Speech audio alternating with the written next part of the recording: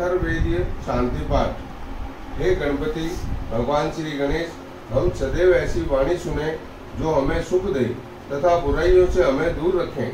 हमारा जीवन भलाई के कामों में व्यतीत हो। हम सदा भगवान की पूजा में लगे रहें। न केवल कानों से सुने, नेत्रों से भी हम सदा कल्याण का ही दर्शन करें।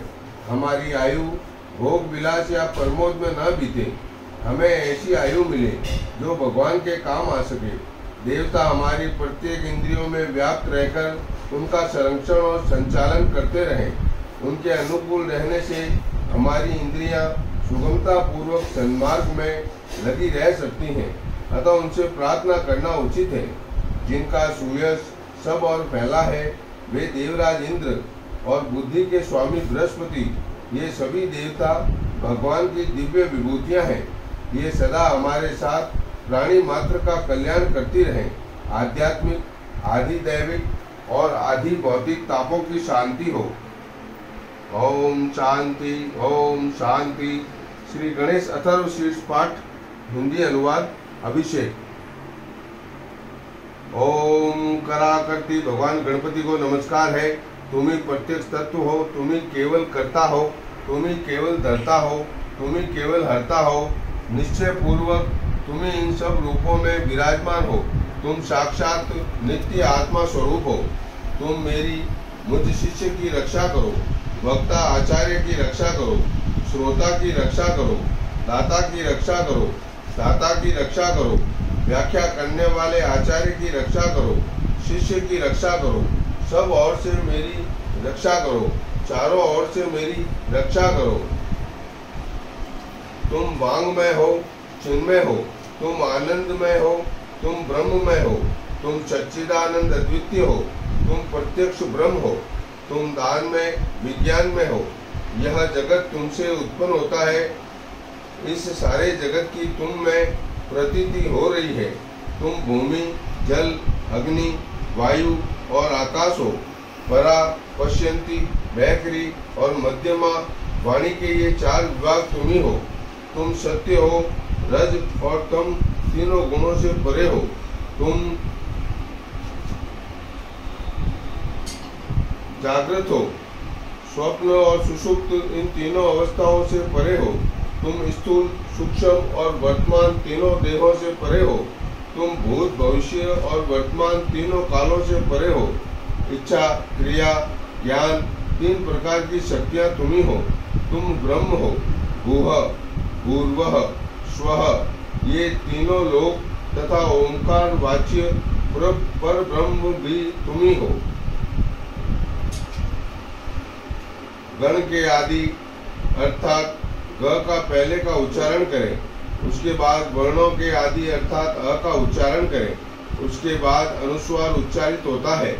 इस प्रकार अर्धचंद्र से सुशोभित गंग ओंकार से अवरुद्ध होने पर तुम्हारे बीज मंत्र का स्वरूप ओम गंग है। गकार इसका पूर्व रूप है, बिंदु उत्तर रूप है, नाद संधान है, संहिता सावेद है। ऐसी यह गणेश विद्या है।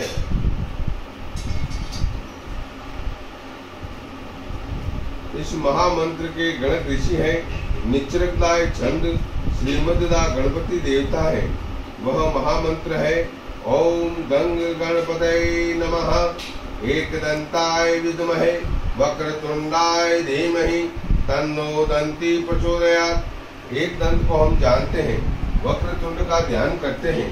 वह दंती गजानन हमें प्रेरणा प्रदान करे। यह गणेश गायत्री है। एक दंत चतुर्भुज, चारों हाथों में पाक्ष, अंकुश, अभय और वरदान की मुद्रा धारण किए तथा मूषक चिन्ह की ध्वजा लिए हुए, रक्त वर्ण लंबे उदर वाले, सूप जैसे बड़े बड़े कानों वाले, रक्त वस्त्रधारी, शरीर पर रक्त चंदन का लेप किए हुए, रक्त पुष्पों से भली भांति पूजित, भक्त के ऊपर अनुकंपा करने वाले देवता, जगत के कारण अच्युत, सृष्टि के आदि में आविर्भूत, प्रकृति और पुरुष से परे श्री गणेश जी का जो नित्य ध्यान करता है वह योगी सब योगियों में श्रेष्ठ है। रात देह समूह के नायक को नमस्कार, गणपति को नमस्कार, प्रथम पति शिव जी के गणों के अधिनायक के लिए नमस्कार, लंबोदर को, एक दंत को, विघ्न विनाशक श्री शिव जी के पुत्र को तथा श्री वरद मूर्ति को नमस्कार है। यह अथर्वशीर्ष अथर्ववेदीय का उपनिषद है। इसका पाठ जो करता है ब्रह्म को प्राप्त करने का अधिकारी हो जाता है। सब प्रकार के विघ्न उसके लिए बाधक नहीं होते। वह सब जगह सुख पाता है।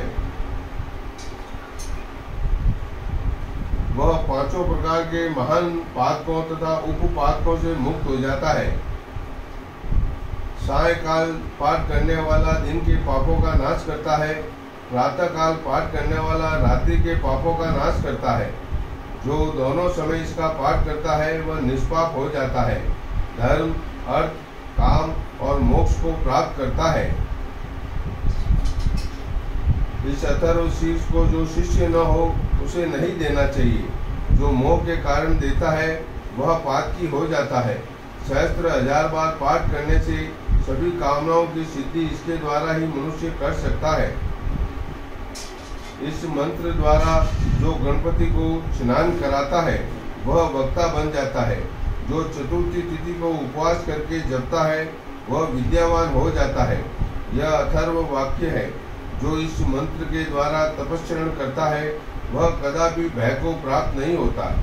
जो दुर्वांकुरों घास के द्वारा भगवान गणपति का यजन करता है कुबेर के समान हो जाता है। जो लाजों खीलों के द्वारा यजन करता है वह यशस्वी होता है। जो सहस्त्र हजार लड्डुओं द्वारा मोदकों के द्वारा यजन करता है वह वांछित फल को प्राप्त करता है। जो धर्म के सही संविधा से यजन करता है वह सब कुछ प्राप्त करता है। 8 ब्राह्मणों को इस मंत्र का जाप कराने पर सूर्य के समान तेजस्वी होता है। सूर्य ग्रहण में, महानदी में या प्रतिमा के समीप जपने से मंत्र सिद्धि होती है। वह महाविघ्न से मुक्त हो जाता है। वह सर्वज्ञ हो जाता है। अथर्ववेदीय गणपति उपनिषद समाप्त। हे श्री गणपति, अभिषेक में कोई त्रुटि हो तो क्षमा करें, उच्चारण में कोई त्रुटि हो तो क्षमा करें। शांति पाठ। हे परमात्मन, हम दोनों की अध्ययन की हुई विद्या तेजपूर्ण हो, कहीं किसी से पराजय न हो विद्या में, और हम दोनों जीवन भर परस्पर स्नेह सूत्र में बंधे रहें। हमारे अंदर परस्पर कभी द्वेष न हो। हे परमात्मन, तीनों पापों की निवृत्ति हो। शुभम शुभम शुभम।